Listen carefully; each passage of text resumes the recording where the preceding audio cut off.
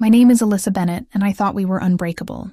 We had been married 5 years, shared countless memories, and our tight-knit friend group felt like family. But all of that came crashing down one night after a routine dinner with friends. It started innocently. We had invited our close circle over everyone in their late 20s, happy, laughing. There was Ryan, my husband's best friend from college. I smiled as he playfully teased my husband about his dad jokes. The night progressed smoothly. Wine was poured, music softly played in the background, and the popcorn bowl was magically constantly full. At the end of the evening, guests began saying their goodbyes. Ryan hugged me with warmth and sincerity, pecked me on the cheek, and whispered, "You did great tonight." It felt normal enough he was always that affectionate. Or so I thought. As the front door closed behind the last guest, I wrapped my arms around my husband, feeling content. Then something strange caught my eye. Ryan's phone was left on the coffee table, open on a message thread with my wife's name. The preview, it stopped my heart. Later, I couldn't explain why I felt drawn to the phone. I picked it up and hid away in the hallway. The screen displayed sweet little heart, emojis and affectionate messages like "miss your laugh" and "thinking of you today." The sender name was Ryan, my husband's best friend. And the recipient? My husband. I dropped the phone like it burned my hand. He followed me into the hallway, concern in his voice. "Everything okay?" I stared at him, left the phone on the console, and whispered, "We need to talk." I didn't yell. I didn't cry yet, but my voice sounded unfamiliar to me. Quiet, shattered. He leaned closer, panic flickering in his eyes. "What's wrong?" I pointed to the phone. "Read it." He picked it up, the words already clear on his screen. His face drained. He swallowed hard, lips quivering. "That's from Ryan," he said, voice cracking. He's in love with me." For a moment, the world stopped. My husband's best friend in love with him, and that meant betrayal. In the stunned silence, Ryan appeared at the doorway. His face was pale, looking at both of us like a hurt animal. "I'm sorry," he whispered. "I didn't plan for this to hurt anyone, but it did. It shattered everything. That night became a reckoning. I realized our marriage, built on years of trust and friendship, had cracks deeper than I ever imagined. And the betrayal wasn't just emotional, it was existential. I felt betrayed not only by my husband, but by the man I considered a brother.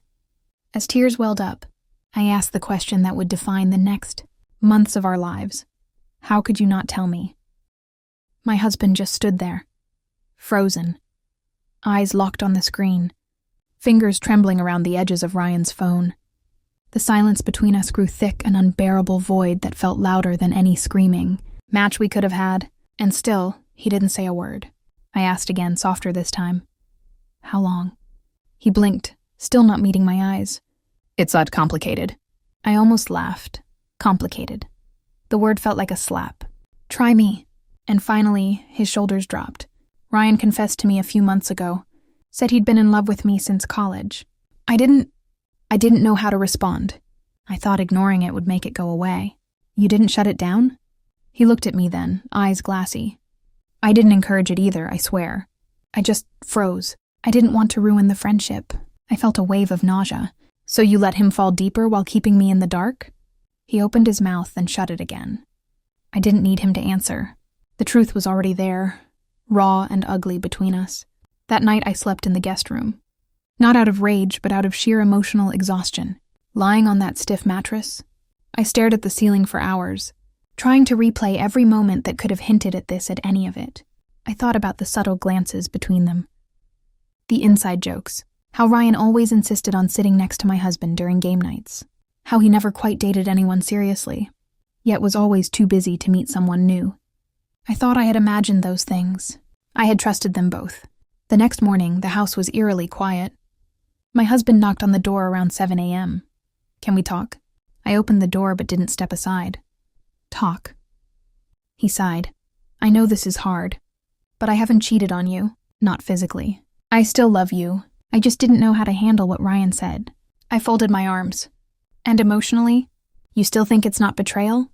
He winced. "I don't know." That admission hurt worse than any affair could have. Because he wasn't sure. Not about me. Not about him. Not about any of it. I told him I needed space, a week apart, to clear my head.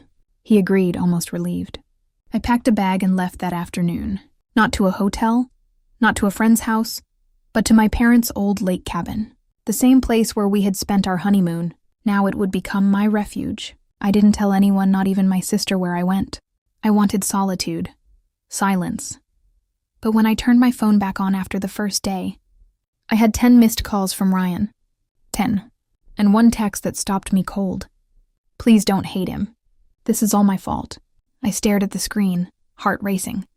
And for the first time I wondered, was I blaming the wrong person? The cabin was supposed to bring peace, solitude, a place to think without interruptions or painful glances, but instead, it brought everything I had pushed down right back to the surface. The scent of old pine wood and lake air reminded me of simpler times, of mornings wrapped in blankets, coffee in hand, watching the fog roll in.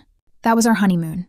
That was before lies, before secrets, before I ever imagined needing space from the man I married. I sat by the fireplace that night, phone in my lap, debating whether to text Ryan back. 10 missed calls, a single text message, and now silence. My fingers hovered over the screen. I didn't owe him a response, and yet, something about his message echoed in my mind. This is all my fault.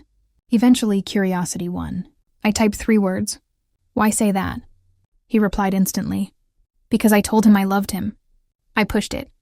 I never stopped. He told me he was married. He asked me to back off. But I didn't. I stared at those words. My heart beat out of rhythm. I expected him to defend himself, to say it was mutual, but he didn't. He confessed.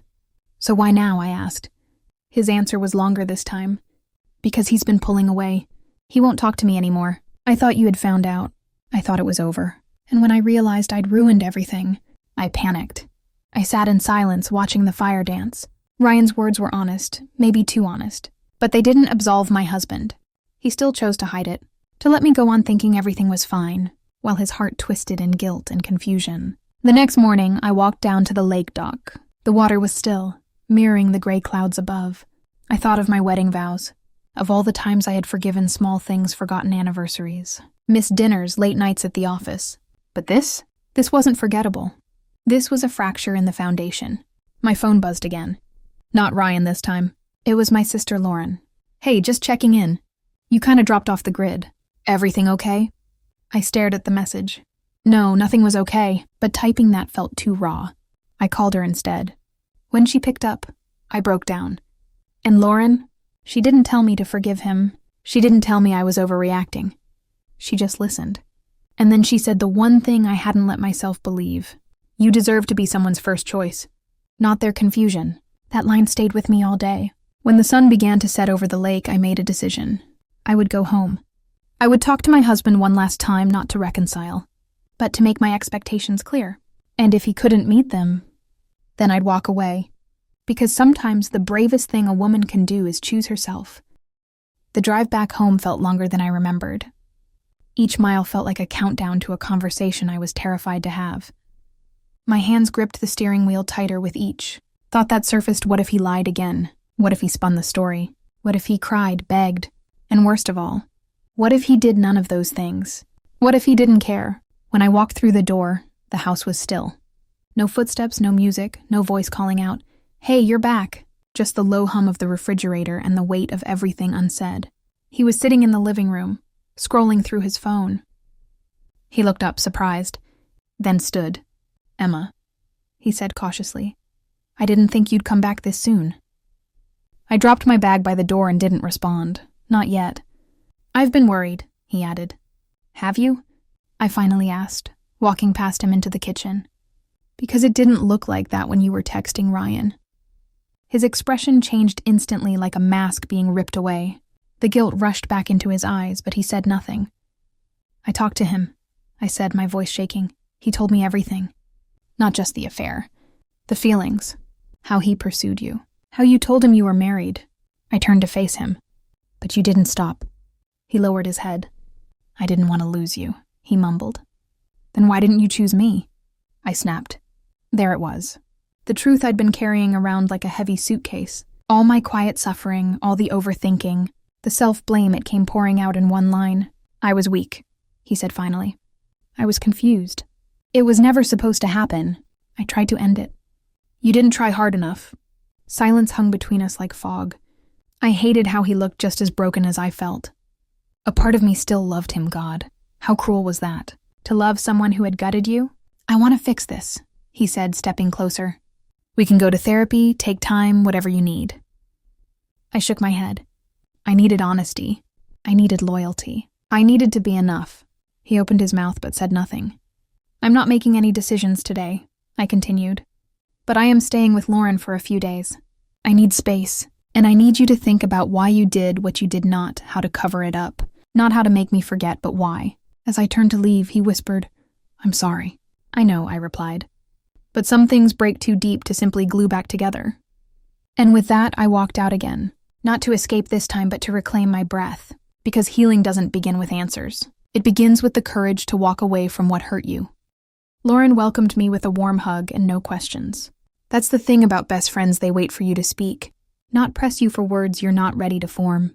She had already prepared the guest room, laid out extra towels, and placed a cup of chamomile tea on the nightstand. Whenever you're ready, she whispered. I just nodded. I spent that first night staring at the ceiling, the soft hum of the ceiling fan above me lulling me into a restless daze. My thoughts swirled with images, voices, regrets. The way he used to look at me, the way his voice softened when we talked about growing old together. And now, the hollow pit where trust used to live.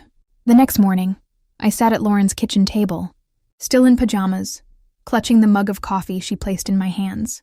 My phone buzzed. A message from him. I miss you. I'll wait as long as it takes. I locked the screen and placed it face down. I don't even know who he is anymore, I murmured. Lauren sat across from me. You don't have to know who he is right now. You just need to figure out who you are. That hit me harder than I expected. Who was I, now that the illusion had shattered? A wife, a fool, a woman trying to salvage pieces of herself from the wreckage of betrayal? Later that afternoon, I took a walk around the neighborhood. Everything looked so normal, kids on bikes. A dog barking in the distance, neighbors waving hello. But inside, I felt fractured, like I was watching the world through a cracked lens. I found myself at a small park bench near a fountain. The sound of the water calmed me. The rhythm a reminder that life moves forward, even when it hurts. I took out a notebook Lauren had given me and began to write. Day 1, I am not okay, but I am alive. And maybe that's enough today. Tears streamed down my cheeks. Not the kind of tears that begged for pity, but the kind that said, this hurts. But I'm still here. I started writing every day. Little entries. Sometimes a line. Sometimes pages. It became my ritual. My therapy. The place where I didn't have to be strong or forgiving or wise. I just had to be honest. Meanwhile, he kept texting. Not pressuring, just updates. I made dinner tonight, but it felt wrong without you. I fixed the loose stare you always complained about. I'm reading the book you once recommended. It reminds me of you. Each message chipped away at my anger, but not enough to rebuild what was broken. On day 5, he sent a photo of the two of us from 3 years ago. We were laughing, sitting in the grass, arms tangled together like vines. Do you think we could ever get back here? I stared at the image for a long time. Then I turned off my phone and went for another walk. Because healing doesn't rush. It wanders. It stumbles. It breathes. And right now, I was still learning how to breathe again. The 6th morning came with soft rain tapping the window. I sat at Lauren's table again, my fingers wrapped around a mug of tea I hadn't touched. I stared at the steam, trying to decipher what my next step was. It felt like I was living in limbo, no longer his, but not yet mine again either. Lauren sat down across from me with a gentle sigh. You don't have to rush, you know, she said softly. I gave her a tired smile. I'm just so scared that if I stop being angry, I'll miss him again. She nodded, understanding in her eyes. You can miss him and still not go back. Those two things can live side by side. That sentence lingered in my chest all day. By the afternoon, I found myself scrolling through old messages before the lie, before everything unraveled. I remembered the comfort in his words, the certainty of us. But those words felt hollow now, like echoes in an empty room. He messaged again. I passed by that little cafe we used to love. I didn't go in. It didn't feel right without you. The simplicity of it undid me. I hated that I still felt warmth for him, that I missed his laugh, the way he used to reach for my hand in the middle of a conversation. But I couldn't ignore the pit in my stomach whenever I remembered the look in his eyes. When I asked him the truth, that moment still played on a loop. Just tell me, please. I didn't mean for it to go this far. That hesitation, that guilt. It had sliced right through everything I believed about us. That night, I wrote in my journal again. Day 6. I miss who I thought we were. But I'm starting to meet who I really am. I started thinking about the future, not ours, but mine. I'd spent so many years stitching our lives together that I forgot what it felt like to stand on my own. Maybe that's what scared me most. The unfamiliar shape of independence. Lauren offered to help me look for apartments. Nothing permanent, she said. Just a place to breathe. It felt symbolic. A new space. A blank canvas. As we toured tiny studios and sunlit lofts, I felt something stir in me, a flicker of excitement, even joy. I wasn't just grieving anymore. I was beginning to imagine something else. Something just for me. That night, I finally responded to his message. I passed by the cafe too. I didn't go in either. No accusations. No promises. Just truth. Because maybe some truths didn't need to scream to be heard. Some truths just whispered. And I was finally starting to listen. Each new morning brought a longer message from him. He was like a man who had discovered silence for the first time and was terrified of what it might mean. I still leave your side of the bed untouched. Do you remember the time we got caught in the rain in Rome? You were always braver than me. Some were memories. Some were apologies. Most were desperation wrapped in nostalgia. I didn't reply. Not because I didn't feel anything, but because I felt too much. I had built a dam inside myself to keep the ache from flooding me, and answering him would have shattered it. Lauren noticed. She gently asked if I was okay every night, and I always nodded too quickly. I wasn't okay, but I was trying to be. One night I couldn't sleep. I scrolled back to our first ever photo together. We looked stupidly young, happy, untouched by betrayal. My finger hovered over the delete option, but I couldn't. Not yet. That version of me deserved to be remembered too. The girl who believed in forever. I was that girl once. The next day I saw him. I was walking through the park to clear my head when I spotted him on the far side of the path. He looked thinner, his face drawn. He hadn't seen me. I ducked behind a tree like a teenager. My heart pounded so loud I thought it might echo off the branches. I didn't approach. I couldn't. Back at Lauren's, I told her what happened. She didn't say much. Just handed me tea, sat next to me on the couch, and put on our favorite bad reality show. Sometimes silence between friends says more than words ever could. That night I wrote again.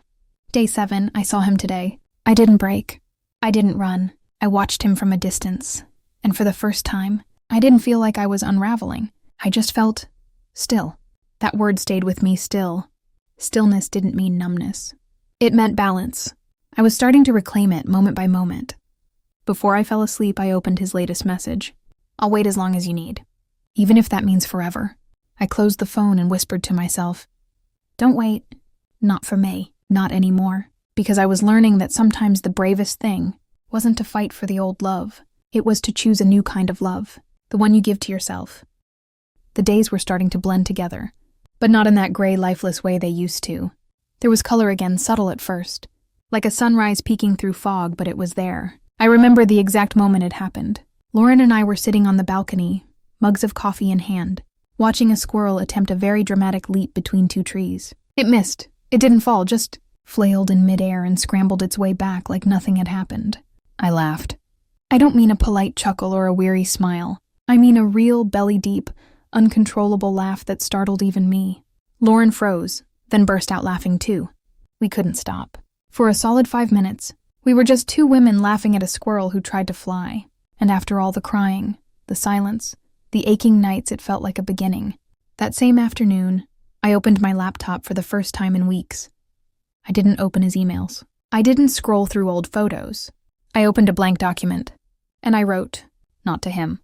Not about him, about me. I wrote about how I used to be terrified of silence, and now I craved it. I wrote about the first time I felt lonely in our marriage, long before I had a reason to.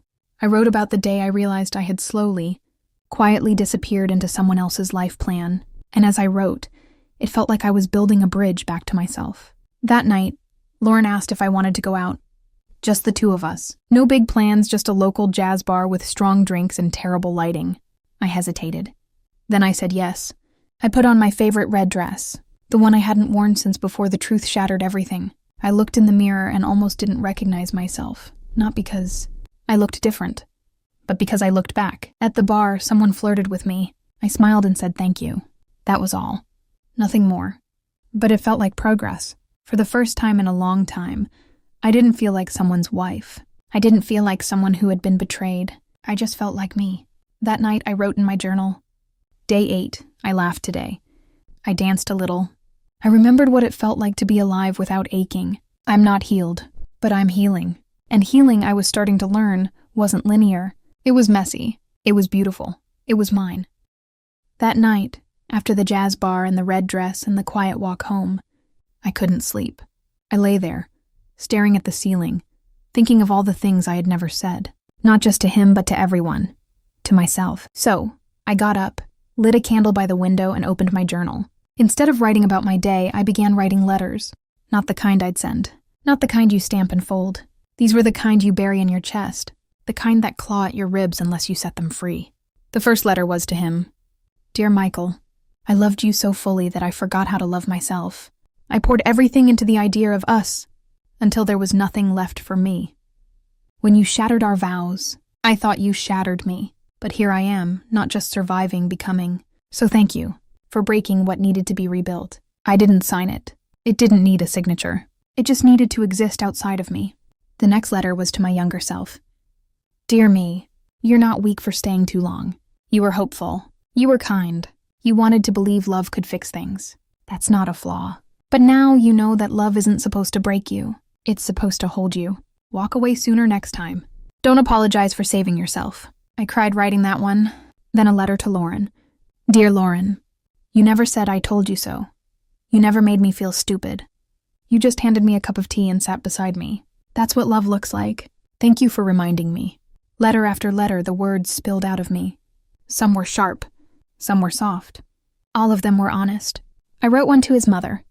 You raised a son who hides his fears behind control. You taught him that vulnerability was weakness. I wish you hadn't. And one to my mother. You always told me to never settle. I thought I wasn't. I thought I was building something. But I see now I was patching holes in a sinking boat. You were right. I just wasn't ready to hear it. The last letter I wrote that night was to the woman I was becoming. Dear you, you've earned every scar, every smile, every silent victory. You are not broken. You are unfolding. Keep going. I closed my journal and blew out the candle. My fingers were sore from writing. My heart oddly felt light. They were just words on paper, but they were mine. Mine alone, and that made them powerful. The next morning felt quiet, but not the heavy kind. It was the kind of quiet that follows a storm, the kind that smells like wet earth and clean air. I hadn't realized how loud my life had been until the silence settled in. I made coffee. Not for two, just one. It felt strange at first, doing small things alone, choosing the mug I liked, playing the music I liked, opening the curtains to let in the morning light, not worrying about who might still be sleeping. But each choice whispered, "You're allowed to live for yourself now." I sat on the balcony with my coffee, wrapped in a soft cardigan Lauren had given me months ago. The sun touched my face like an old friend. I closed my eyes and exhaled. That's when I made the decision I would stop looking back. No more rereading old messages. No more what-ifs. No more digging through photos trying to find the exact moment things started to fall apart. The truth was, it didn't matter anymore. The person I had been with him, she didn't exist now.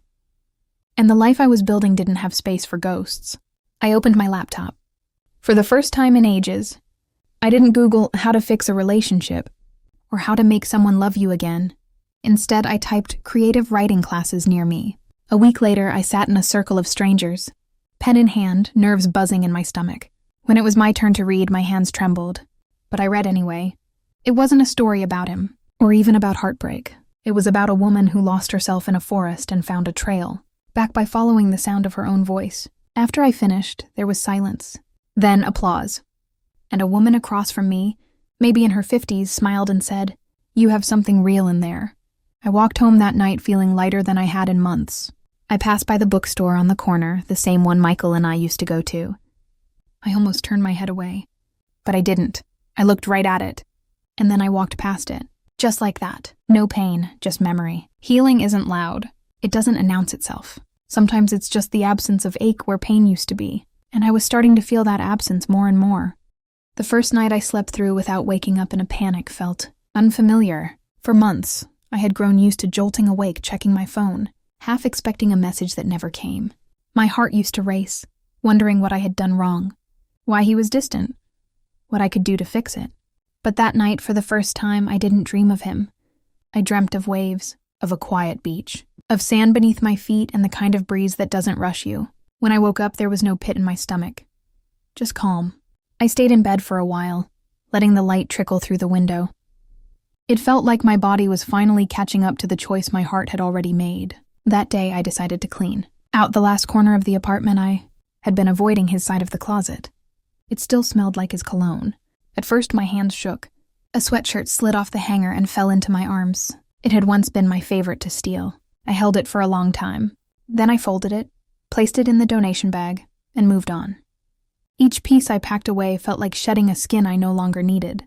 There were no tears this time, just quiet resolve. When the closet was empty, I didn't feel grief. I felt space. And in that space, something new began to form. Not a longing, not regret, just possibility. I sat on the floor afterward, breathing in the stillness, and for the first time I whispered to myself, "You didn't fail." It was never about failing. It was about surviving something that should have broken me and choosing not to let it. That evening I lit candles, made myself a real dinner, played music without headphones, danced barefoot in the kitchen, and laughed when I spilled wine on the rug. There was no one to scold me, no one to tell me I was being too loud, too much. And it felt beautiful. I slept with the window open that night, let the city hum lull me to sleep. No more waiting for apologies, no more waiting for validation. Just sleep, deep and guiltless. That was the night I realized healing doesn't always come with a milestone. Sometimes it comes with a quiet evening, a clean closet, and the freedom to laugh at nothing at all. And I slept like I hadn't in years. It started with a chance encounter, one of those moments that would have meant nothing if I hadn't been paying attention. I was walking back from the bookstore, arms full of novels I had promised myself I'd finally read. The sky was soft with dusk, the kind of lavender blue that makes everything feel slower, gentler. I passed a small cafe on the corner, the same one I used to avoid because he hated the crowds. I paused when I saw someone waving through the glass. For a heartbeat, I thought it was a mistake, but the man stood up, stepped outside, and smiled as he approached. "Ethan?" he said, hesitating. I froze. No one had called me by name like that in months. Not with warmth, not with familiarity. "Yes?" I replied cautiously. He laughed gently. "You probably don't remember me. I was in your literature seminar 3 years ago. You used to sit in the front row, always had a pen in your hair." I blinked. Then I remembered Daniel Reyes. He had a shy smile, the kind that curled at the edges and made you feel safe. He used to lend me notes when I missed class. We'd barely spoken outside of campus. We chatted briefly, just small talk. He asked what I was reading, if I was still writing. I told him yes, though I hadn't shared anything with anyone in a long time. "Join me for a coffee?" he asked. It was a simple invitation. No pressure, no expectation. And I said yes, not because I was ready for anything more than coffee, but because I realized I had stopped saying yes to myself for a very long time. Inside the cafe, we sat near the window. The world outside moved on, unaware that something small but important was shifting inside me. We talked for an hour, then 2. Not once did I feel the need to apologize for who I was. I didn't shrink myself to fit into his conversation. I didn't measure my worth against his reactions. I just existed, and that was enough. When we finally said goodbye, he didn't ask for my number. He didn't press, just smiled and said, "It was really nice seeing you again." And he meant it. I walked home with a flutter in my chest, not the kind that screamed romance or destiny, but the kind that whispered, "You're still someone worth knowing." That night, I didn't overthink it. I didn't analyze the conversation or check social media for signs. I simply went to bed with a quiet, hopeful ache, not for him, but for me, for the version of me that I was beginning to remember, the girl with a pen in her hair, the one who used to underline favorite quotes and write poetry on napkins. She wasn't gone. She had just been waiting behind the heartbreak, beneath the dust. And now, she was beginning to stir. A week passed since I saw Daniel at the cafe. I didn't expect to hear from him, and honestly, I wasn't waiting. That coffee had been less about him, and more about me, like holding a mirror to a version of myself I thought was long gone. But something shifted after that encounter. My apartment, once quiet in a way that felt lonely, now felt like a space I could breathe in again. I opened the curtains, aired out the rooms, even rearranged the bookshelves. Not because I had to, but because I wanted to. And then I found them, tucked behind a box of old photos under my bed. There was a stack of unopened letters. They were from my mother. My hands trembled as I picked them up. Postmarked over the last 6 years, all addressed to me in her delicate, slanted handwriting. She had sent them while I was still married to Marcus during the years when I was isolated, defensive, and convinced that no one outside our home could possibly understand what I was going through. I had shoved those letters out of sight, convinced that opening them would only confirm what I already believed, that I was alone in my pain. But I wasn't. The first letter began softly. Ethan, I don't know what's happening, but I feel you slipping away. Every time I call, you sound tired not just in your voice, but in your heart. I'm not writing to fix anything. I just want you to know that I love you, that if you need to talk or cry or say nothing at all, I'm here. The tears came fast. I didn't stop them. Letter after letter, I read her quiet pleas, her reassurances, her love, unwavering and patient. And with every word, a crack formed in the wall I had built between myself and the people who had tried to reach me. Friends, my sister, even strangers who had offered gentle kindness I'd brushed aside. For the first time, I saw my own story not as one of shame or weakness, but of endurance, of survival. I had been so afraid of being judged that I had cut off everyone who might have held my hand through the darkness. And yet, my mother had written, again and again, without answers, without expectations, just love. That night I called her. She answered on the first ring. There was no dramatic moment, no sobbing reunion, just her voice soft and steady saying, "Hi, sweetheart." And in that moment, I was her daughter again. Not a failed wife. Not a woman too broken to be whole. Just Ethan, her child. I don't remember everything we talked about, only that I laughed. Really laughed. The kind that catches you off guard because you'd forgotten what it felt like. It was the beginning of something I didn't think I deserved healing. Not overnight. Not perfectly. But piece by piece, I was coming back to life. 2 days after my call with Mom, I stood at the door of my childhood home. It looked smaller than I remembered. The brick faded slightly. The flower bed overgrown but still warm. Still home. Mom opened the door before I could knock. Her smile, tired but radiant, was the exact kind of welcome I never realized I had missed so much. She didn't hug me right away. She waited, watched me as if giving me the space to decide how close I could stand to love again. But I stepped forward, and she held me like I had never left. Inside, everything felt frozen in time. The same beige couch, the old family portraits on the hallway walls, even the slight creak on the third floorboard, and in the kitchen, a mug that still had my name painted on it in fading purple. We sat for hours. I told her everything. Not all at once, but enough. She never interrupted, never judged, just held my hand across the table and nodded as I spoke. And when I couldn't speak, when the memories got too heavy, she just waited, present, steady. It was the safest I had felt in years. That night, she set up the guest room for me. Clean sheets, a soft lamp, and on the nightstand, a framed photo of me from high school, grinning, clueless, full of light. I stood there staring at it for a long time. That girl seemed like a stranger, but also a ghost of someone I wanted to become again. Before I fell asleep, I journaled for the first time in years, not because a therapist told me to, not for a self-help routine, but because I needed to see my own thoughts outside of my head. I needed to name them, and maybe, in doing so, release some of them. I miss who I was. But maybe, just maybe, I can love who I'm becoming. I stayed with Mom for 3 days. We cooked together, took walks around the block, watched old movies, and cried at all the same parts. She never asked about Marcus, never brought up the divorce. She let me choose what stayed in the room and what didn't. And every day, I felt a little lighter. By the end of the visit, I wasn't healed. But I wasn't bleeding anymore either. I left with a suitcase of clean clothes, a heart just a bit less heavy, and a simple promise from her as I walked out. Whenever you need a room with light, you know where to come. Those words stuck with me, because healing isn't always about fixing everything. Sometimes it's just about being somewhere you're allowed to breathe. 2 weeks after returning from my mother's, I found myself sitting at my dining table, the same table where Marcus had once confessed his betrayal, but this time, I was alone. And it didn't feel like a loss. It felt like a choice. I had reclaimed my silence. I had chosen this stillness. I wasn't crying anymore.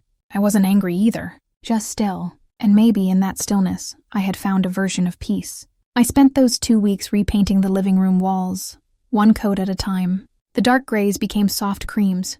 The photos of us wedding smiles. Vacation memories were boxed away, stored in the attic not out of spite but for space. I bought new sheets, not because I needed them, but because I wanted something that had never touched his skin. Something that was only mine. I joined a local book club. I walked every morning at sunrise. I started journaling more regularly, and little by little, the narrative that had been stuck in the "what he did to me" chapter began to shift. It wasn't about him anymore. It was about me, and the way I had survived and grown. One night, just before I went to bed, I received an email from Marcus. No subject, no greeting, just 2 lines. I heard about the house. I hope you're happy. I never meant for things to end this way. I stared at the message. For a moment I imagined replying, telling him everything I had carried, everything I had shed, everything I had rebuilt. But instead, I just clicked delete, not out of anger, but because I didn't need to explain my healing to the person who broke me. Closure, I realized, isn't always a confrontation. It's not always slamming the door in someone's face or writing them a poetic goodbye. Sometimes it's just letting go of the need to make them understand. Sometimes closure is choosing yourself, in silence, with grace. The next morning, I met my book club friends for coffee. We laughed about nothing and everything, and for the first time in years, I laughed without guilt. A few days later, I donated some of Marcus's old things, gave away the watch I once gifted him, sold the guitar he never played. It felt like exhaling. That evening, I wrote a final entry in the journal I had started at my mother's. Healing isn't loud. Sometimes it's as quiet as a soft lamp in a guest room, as gentle as a mother's hand, as brave as deleting an email and not looking back. I signed the page, and for the first time, I wrote my name with a smile, Alyssa Bennett.